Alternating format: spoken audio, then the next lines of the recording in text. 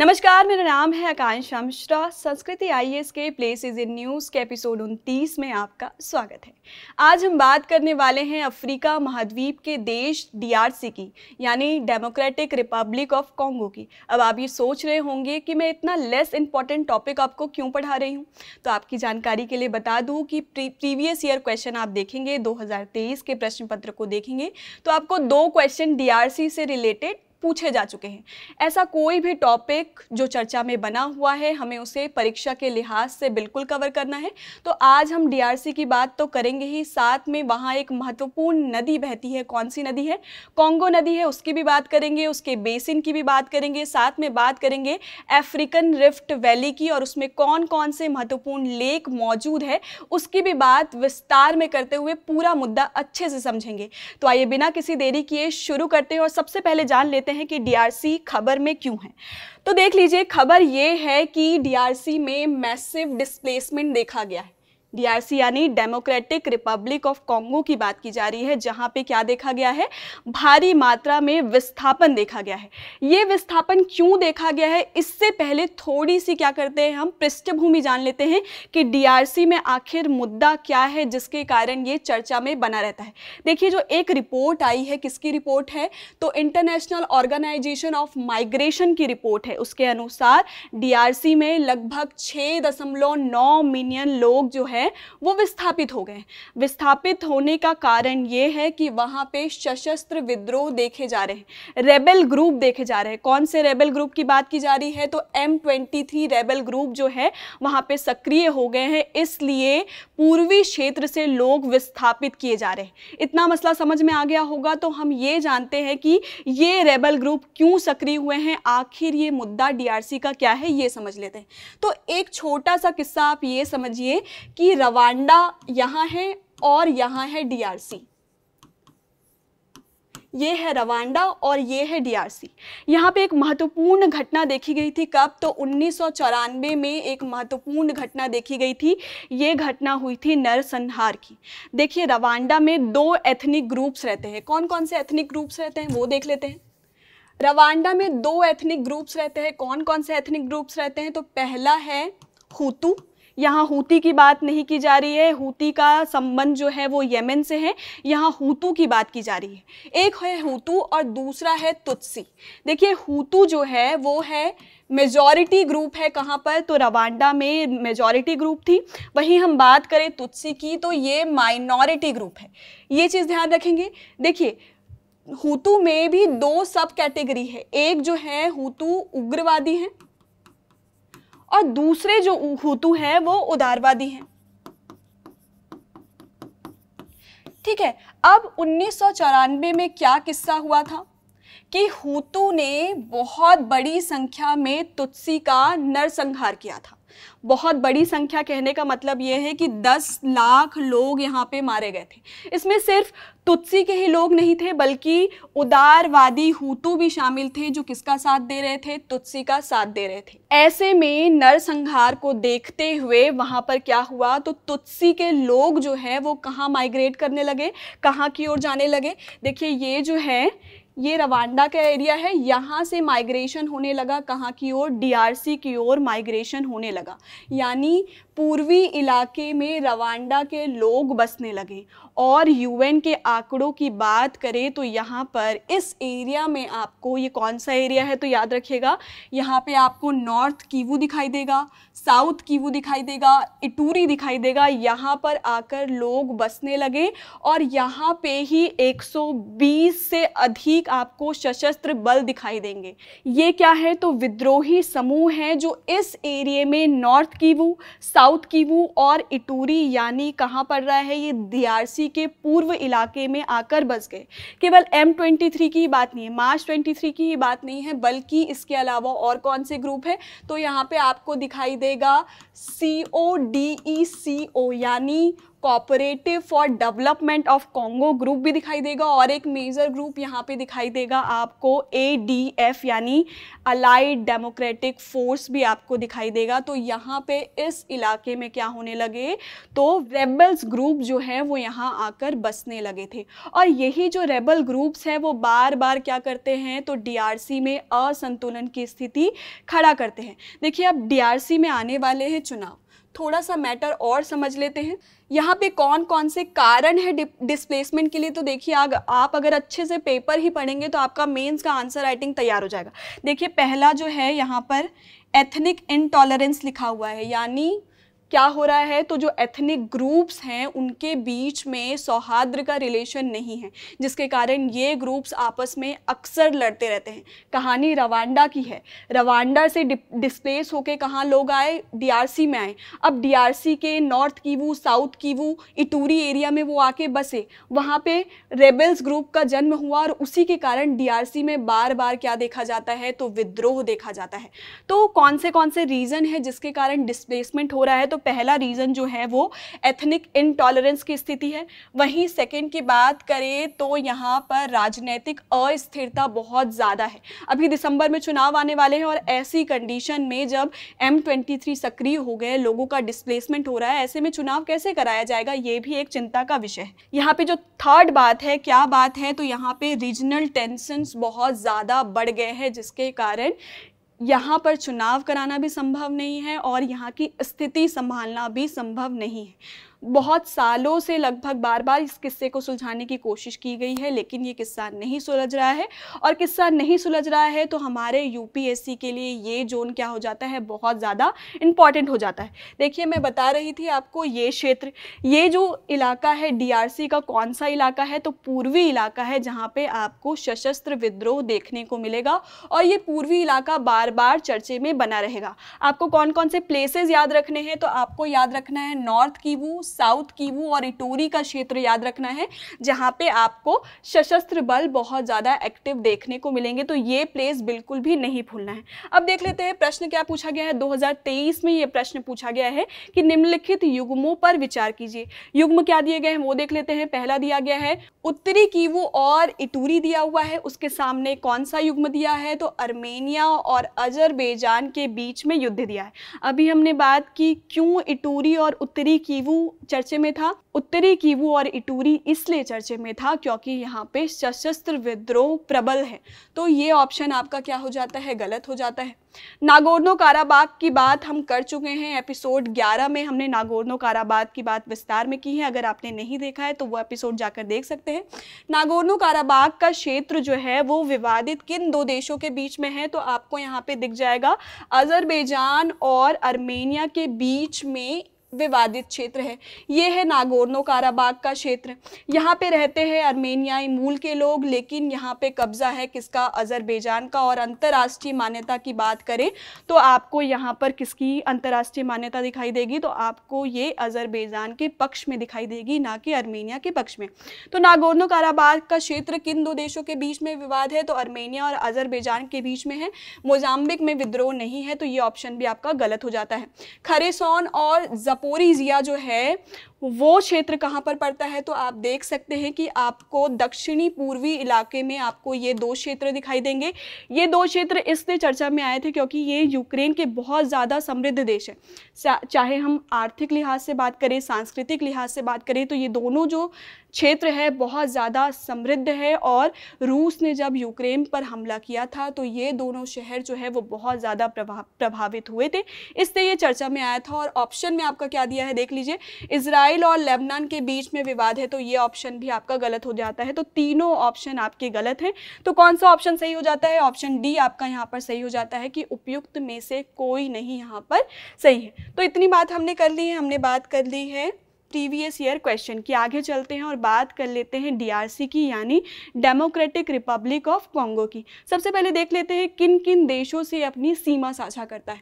देखिए किन किन देशों से अपनी सीमा साझा करता है, ऐसे प्रश्न भी 2023 में यूक्रेन से संबंध में पूछा जा चुका है। रूस और यूक्रेन युद्ध के कारण यूक्रेन चर्चा में था, इसलिए यूक्रेन से संबंध में पूछा गया था। अब कोई भी देश अगर चर्चा में रहता है तो आप आंख बंद करके उनकी सीमावर्ती देशों की लिस्ट तैयार कर लीजिए, ध्यान रख लीजिए आपको कहाँ क्या देखने को मिलेगा। तो देख लेते हैं डेमोक्रेटिक रिपब्लिक ऑफ कॉन्गो की, तो आपको यहाँ पे सबसे पहले सेंट्रल अफ्रीकन रिपब्लिक दिखाई देगा, फिर साउथ सूडान का आपको लोकेशन यहाँ देखने को मिलेगा। वहीं आप पूर्व की तरफ चले तो आपको यहाँ पे युगांडा, फिर रवांडा, फिर बुरुंडी दिखाई देगा। यानी अगर साउथ से नॉर्थ की डायरेक्शन में चले तो आपको पहले बुरुंडी, फिर रवांडा, फिर युगांडा दिखाई देगा। फिर आपको यहाँ पे देखिए एक तंगानिका लेक दिखाई देगी, किसके किसके बीच में, तो तंजानिया और किसके बीच में, तो डीआरसी और तंजानिया के बीच में आपको तंगानिका यहाँ पे लेक दिखाई देगी। वहीं आप इस तरफ चलेंगे तो आपको जाम्बिया का लोकेशन दिखाई देता है, इस तरफ चलेंगे तो आपको अंगोला का लोकेशन दिखाई देता है। ये अंगोला की ही टेरिटरी है, ये ध्यान रखिएगा, कोई और देश नहीं है। साथ में आपको रिपब्लिक ऑफ कॉन्गो से भी ये सीमा साझा करता नजर आएगा। प्रैक्टिस मैप की बात कर ले तो देख लीजिए कहाँ किसका लोकेशन है। तो यहाँ हमने बात की है सेंट्रल अफ्रीकन रिपब्लिक की बात की है, वहीं हमने बात यहाँ पे साउथ सूडान की है, यहाँ युगांडा की है, यहाँ रवांडा की है और यहाँ बुरुंडी की है।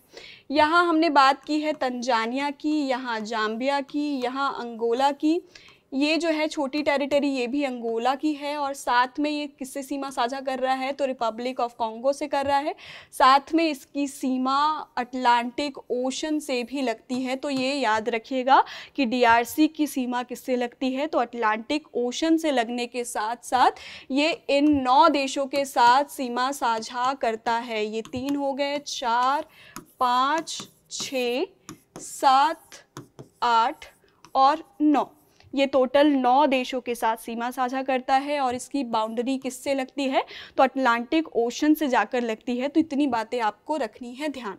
आगे चलते हैं और बात कर लेते हैं विश्व के सबसे बड़े वर्षा वन की। देखिए पहले स्थान पे है अमेज़न है और दूसरे स्थान पर अगर हम बात करें तो किसका नाम आ जाता है, तो डेमोक्रेटिक रिपब्लिक ऑफ कॉन्गो में अवस्थित कॉन्गो बेसिन की बात आ जाती है। ठीक है, यहाँ पे आपको कॉन्गो वर्षा वन देखने को मिल जाएगा और यहाँ पर आपको क्या देखने को मिल जाएगा, तो अमेज़न वर्षा वन आपको देखने को मिल जाएगा।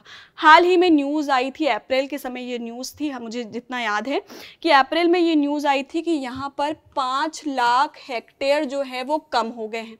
अब यहाँ पर वर्षा वन के कटने का रीज़न क्या है ये देख लीजिए। आप जानते हैं कि हम बात कर रहे थे कि रवांडा से भी क्या हुआ है, तो डीआरसी में माइग्रेशन हुआ है। ऑलरेडी इसकी अगर जनसंख्या की बात करें तो 111 मिलियन है, जो बहुत बड़ी जनसंख्या यहाँ पर निवास कर रही है।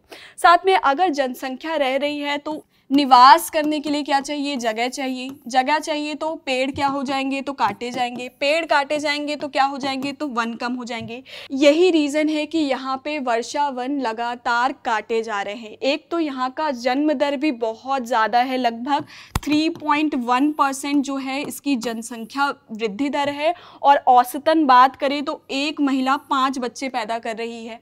तो ऐसे कंडीशन में जनसंख्या बहुत ज़्यादा बढ़ने के कारण यहाँ पे लोगों को रखने के लिए, वहाँ पे कृषि करने के लिए, यानी खाना भी तो खाएंगे अगर रहेंगे तो रहने के लिए भी वन काटे जा रहे हैं, खाने के लिए भी वन काटे जा रहे हैं।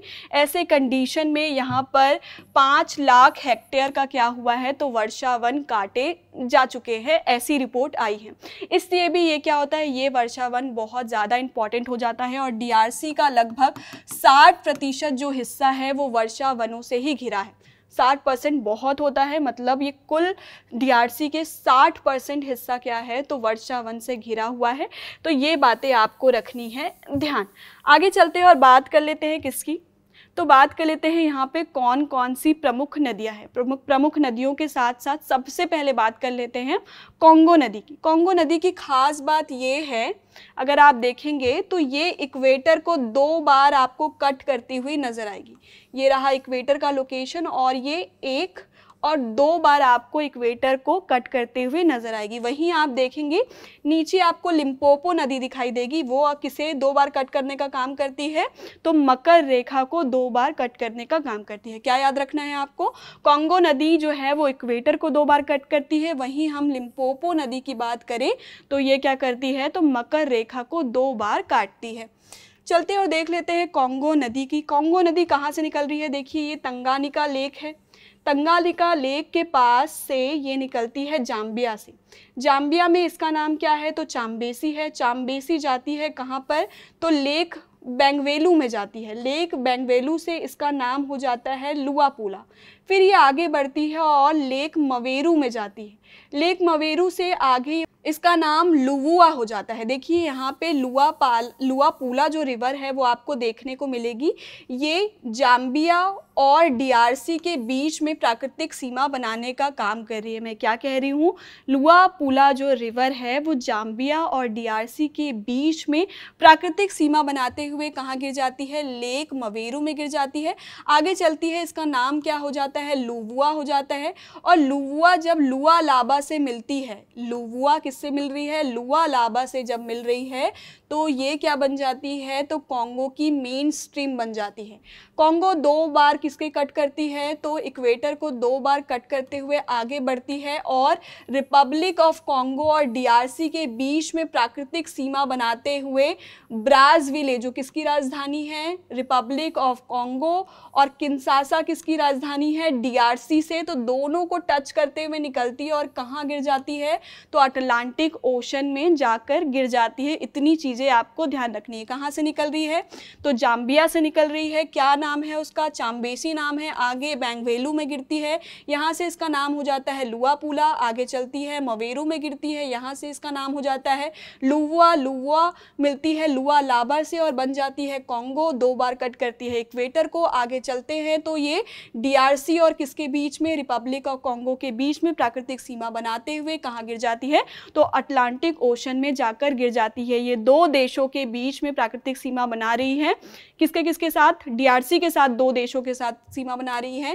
एक तो डीआरसी और किसके साथ सीमा बनाती है? तो जाम्बिया के साथ सीमा बनाती है, जहां इसका नाम क्या है? चाम्बेसी है। और जहां ये सीमा बना रही है वहां पे उसका नाम क्या है? तो लुआपुला है।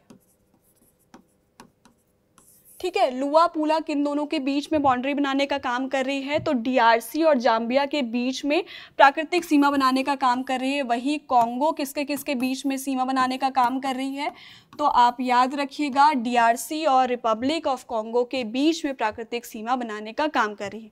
2 देश डीआरसी और जाम्बिया, डीआरसी और रिपब्लिक ऑफ कॉन्गो दोनों के साथ प्राकृतिक सीमा बनाते हुए इनका ड्रेन कहाँ होता है? तो अटलांटिक ओशन में जाकर गिर जाती है। इसके अलावा भी कुछ नदियां हैं, वो देख लेते हैं कौन कौन सी नदियां हैं। तो आपको यहाँ पे देखने को मिलेगा ऊले रिवर मिलती है किससे? मबोमो रिवर से मिलती है और जाकर बन जाती है क्या? तो उबांगी रिवर बन जाती है और किससे मिल जाती है? कॉन्गो नदी से मिल जाती है। देखिए यहाँ पे आपको टेबल दे दिया गया है, क्या क्या नदी का नाम दिया गया है, उद्गम दिया है, मुहाना दिया है और किन देशों में इनका विस्तार देखने को मिलेगा वो आपको टेबल में दे दिया गया है। ये टेबल आपको कहाँ मिल जाएगा? PDF में मिल जाएगा। PDF कहाँ मिल जाएगा? टेलीग्राम चैनल में मिल जाएगा। और टेलीग्राम चैनल का लिंक कहाँ मिल जाएगा? तो आपको डिस्क्रिप्शन बॉक्स में मिल जाएगा। तो वहाँ से जाकर आप क्या कर सकते हैं? इस टेबल को स्टोर करके रख सकते हैं ताकि आप बाद में रिवीजन कर सके। मैंने क्या कहा? मबोमो रिवर से ऊले नदी मिलती है और बन जाती है क्या? उबांगी नदी। और उबांगी नदी किससे मिल जाती है? तो कॉन्गो नदी से मिल जाती है। वहीं आप यहाँ पर देखेंगे तो लुबिलाश नदी है जो मिलती है किससे? कसाई नदी से मिलती है और वापस जाके किससे मिल जाती है? तो कॉन्गो नदी से मिल जाती है। तो इतनी याद रखनी है आपको। कौन कौन सी रिवर याद रखनी है? एक तो कॉन्गो को बिल्कुल नहीं भूलना है, वहीं आपको याद रखना है ऊले याद रखना है, साथ में आपको मबोमो याद रखना है, साथ में उबांगी याद रखना है, नीचे लुबिलास याद रखना है और कसाई नदी ये याद रखना है। ये ट्रिब्यूटरी किसकी है? तो कॉन्गो नदी की ट्रिब्यूटरीज हैं। आगे चलते हैं और बात कर लेते हैं किसकी? तो बात कर लेते हैं सबसे पहले कॉन्गो बेसिन की। देखिए कॉन्गो बेसिन का विस्तार आपको 6 देशों में देखने को मिलेगा। ये है कॉन्गो बेसिन। ठीक है, इसका विस्तार आपको कहाँ कहाँ देखने को मिलेगा? तो सबसे पहले आपको सेंट्रल अफ्रीकन रिपब्लिक में देखने को मिलेगा, कैमरून में देखने को मिलेगा, इक्वेटोरियल गिनी में देखने को मिलेगा, साथ में आपको ये डीआरसी में देखने को मिलेगा, यहाँ पे आरसी में देखने को मिलेगा। 1 2 3 4 5 और एक कौन से देश में देखने को मिलेगा, तो आपको यहाँ पे गैबन में देखने को मिलेगा इसका विस्तार। तो टोटल 6 देश हो जाते हैं जिसमें कॉन्गो बेसिन का आपको विस्तार देखने को मिलेगा। यहाँ पे अच्छे से देख लेते हैं। यहाँ आपको डेमोक्रेटिक रिपब्लिक में देखने को मिलेगा, सेंट्रल अफ्रीकन रिपब्लिक में देखने को मिलेगा, रिपब्लिक ऑफ कॉन्गो में देखने को मिलेगा, गैबन में देखने को मिलेगा, इक्वेटोरियल गिनी में देखने को मिलेगा, और साथ में ही आपको किस में देखने को मिलेगा, तो आपको कैमरून में देखने को मिलेगा। तो टोटल कितने देश हैं जहाँ पे इसका विस्तार देखने को मिलेगा, तो टोटल 6 देशों में आपको इसका विस्तार देखने को मिलता है। देख लीजिए, प्रश्न था 2023 का ही, यूपीएससी का प्रश्न पूछा गया था। क्या प्रश्न पूछा गया है, निम्नलिखित में से कौन सा देश कॉन्गो बेसिन का हिस्सा है, ये पूछा जा चुका है। तो आपको ए ऑप्शन में ही दिख रहा है कैमरून, और यही इसका सही उत्तर है। नाइजीरिया में नहीं पड़ता है, साउथ सुडान में नहीं पड़ता है, और युगांडा में नहीं पड़ता है। जानबूझ के कंफ्यूज करने की कोशिश की गई है, क्योंकि साउथ सुडान भी बाउंड्री शेयर करता है डीआरसी से, और युगांडा भी बॉर्डर शेयर करता है डीआरसी से, इसलिए आपको कंफ्यूज करने की कोशिश की गई है। इसका ऑप्शन क्या होगा, ए होगा कि कॉन्गो बेसिन का विस्तार आपको किस देश में देखने को मिलेगा, तो आपको कैमरून में आपको देखने को मिलेगा। वहीं बात कर लेते हैं किसकी, तो रिफ्ट वैली की। ग्रेट रिफ्ट वैली कहा जाता है अफ्रीका का। सबसे पहले ये समझ लीजिए कि रिफ्ट बनता कैसे है। देखिए, एक प्लेट है जो 2 या 2 से अधिक भागों में टूट जाए तो क्या बनाता है, वो रिफ्ट बनाता है। वैसे ही हालात किसके हैं, तो अफ्रीकन रिफ्ट वैली के हैं। अफ्रीकन रिफ्ट वैली में ये देखिए आप, ये लेक्स देख पाएंगे अफ्रीकन रिफ्ट वैली में, जिसकी सीमा डीआरसी से लगती है। इसकी बात हम विस्तार में करेंगे। सबसे पहले अफ्रीकन रिफ्ट वैली बनी कैसे वो देख लेते हैं। ये है अफ्रीकन प्लेट, ठीक है। मैंने क्या कहा, मैंने ये कहा कि जब प्लेट 2 या 2 से अधिक भागों में टूट जाए तो बीच में क्या बन जाता है, रिफ्ट बन जाता है। तो अफ्रीकन प्लेट जो है वो टूट गई किन हिस्सों में, तो आपको यहाँ पे दिखाई देगा नूबियन प्लेट और सोमाली प्लेट। इस 2 प्लेट में क्या हो जा रही है, विभाजित हो जा रही है, और विभाजन होने के कारण आप देख सकते हैं कि अफ्रीकन प्लेट का नूबियन हिस्सा जो है वो इस तरफ सरक रहा है, और अफ्रीकन प्लेट का जो सोमाली हिस्सा है वो इस तरफ सरक रहा है। इसके कारण क्या हो रहा है, तो यहाँ पे आपको क्या देखने को मिल रहा है, रिफ्ट देखने को मिल रहा है। और यही पढ़ने वाले हैं हम, इस रिफ्ट वैली में कौन कौन से लेक हैं। अगर ये दोनों प्लेट, नूबियन प्लेट और सोमाली प्लेट, अगर ज़्यादा सरक जाती हैं तो यहाँ पर ये किस्सा होगा कि अफ्रीका महाद्वीप 2 हिस्सों में बट जाएगा। ये याद रखिएगा, ये बहुत स्लो प्रोसेस है, इसमें बहुत लंबा समय लगता है। तो ये धीरे धीरे खसकते खसकते हो सकता है कि एक समय ऐसा आएगा कि अफ्रीका के आपको 2 हिस्से देखने को मिलेंगे। तो हम क्या पढ़ रहे हैं, हम ये वाला हिस्सा पढ़ रहे हैं जो डीआरसी से सीमा साझा करता है। तो देख लेते हैं कौन कौन सी झीलें हैं जो आपको डीआरसी के तट पर देखने को मिलेगी। तो देख लीजिए, सबसे पहले आपको यहाँ पे देखने को मिलेगा लेक अल्बर्ट, फिर आपको देखने को मिलेगा लेक एडवर्ड, फिर आपको लेक किवू देखने को मिलेगा, फिर आपको तंगानिका लेक देखने को मिलेगा, फिर आपको यहाँ पे मवेरू लेक देखने को मिलेगा। मैं क्या कह रही हूँ, सबसे पहले आपको अल्बर्ट दिखाई देगा, फिर एडवर्ड दिखाई देगा, फिर तंगानिका दिखाई देगा, फिर आपको मवेरू लेक देखने को मिलेगा, और इसी के बीच में आपको एक कीवू लेक भी देखने को मिलेगा। मतलब अल्बर्ट, एडवर्ड, कीवू, तंगानिका और मवेरू, ये हो गया आपका नॉर्थ से साउथ का डायरेक्शन।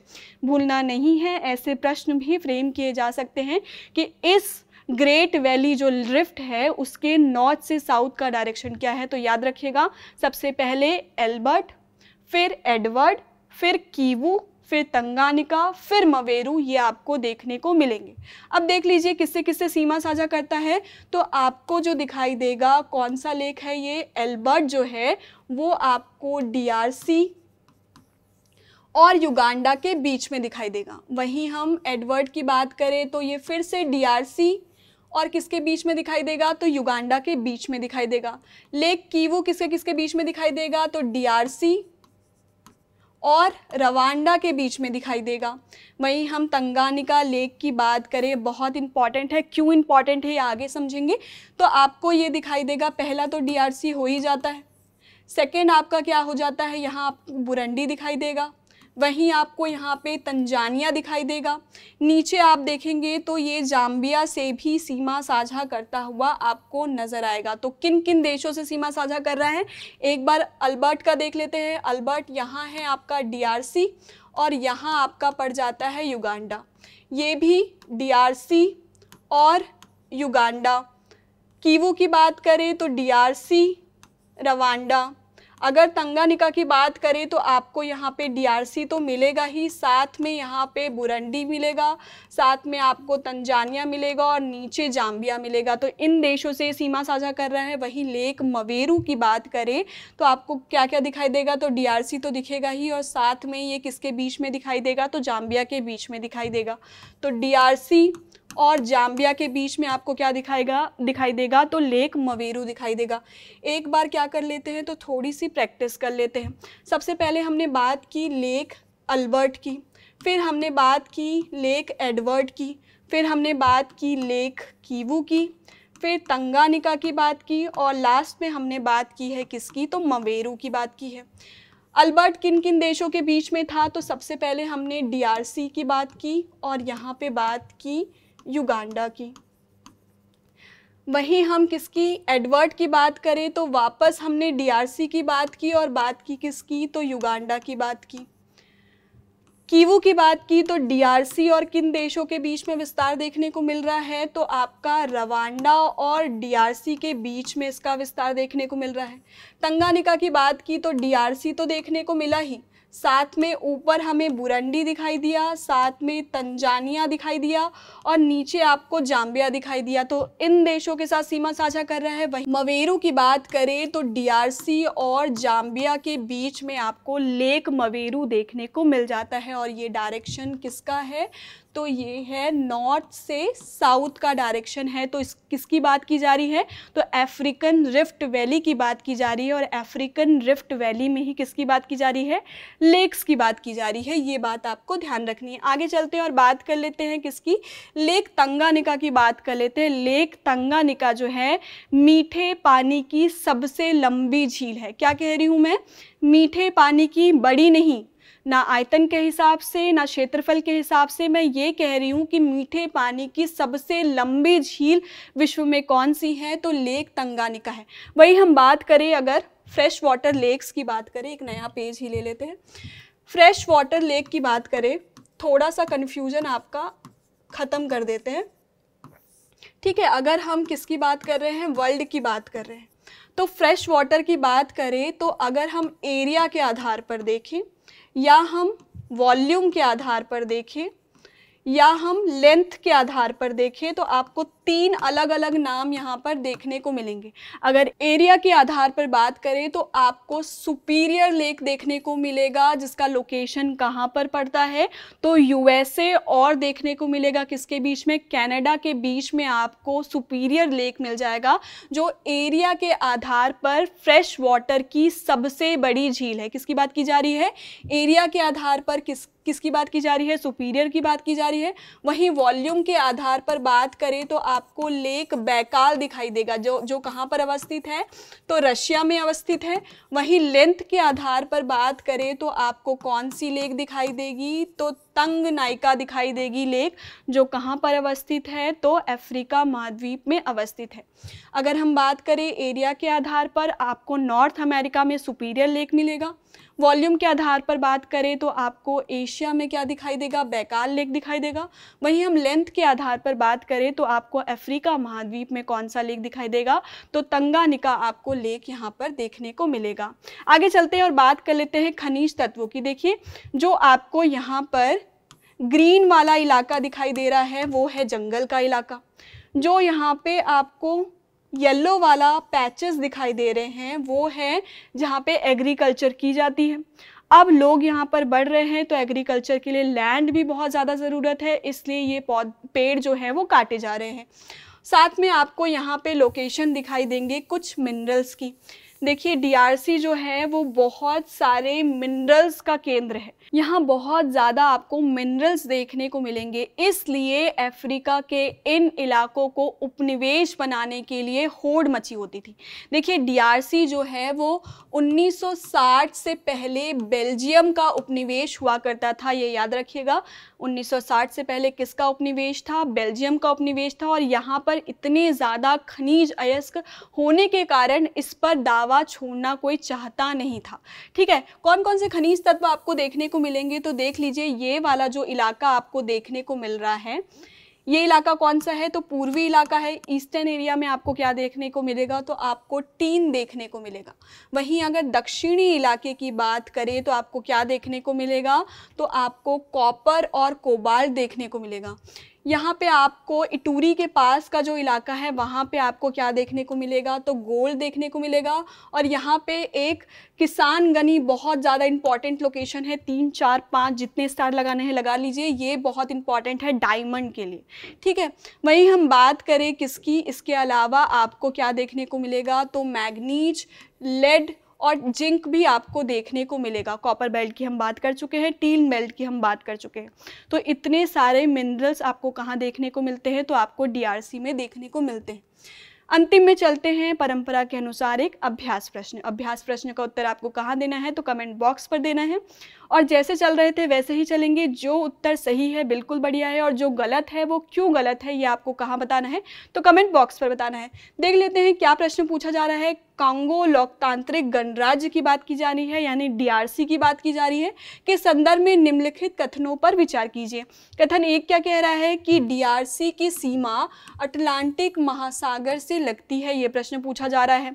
वर्ष 1960 से पहले यह ब्रिटेन का उपनिवेश था, ये पूछा जा रहा है।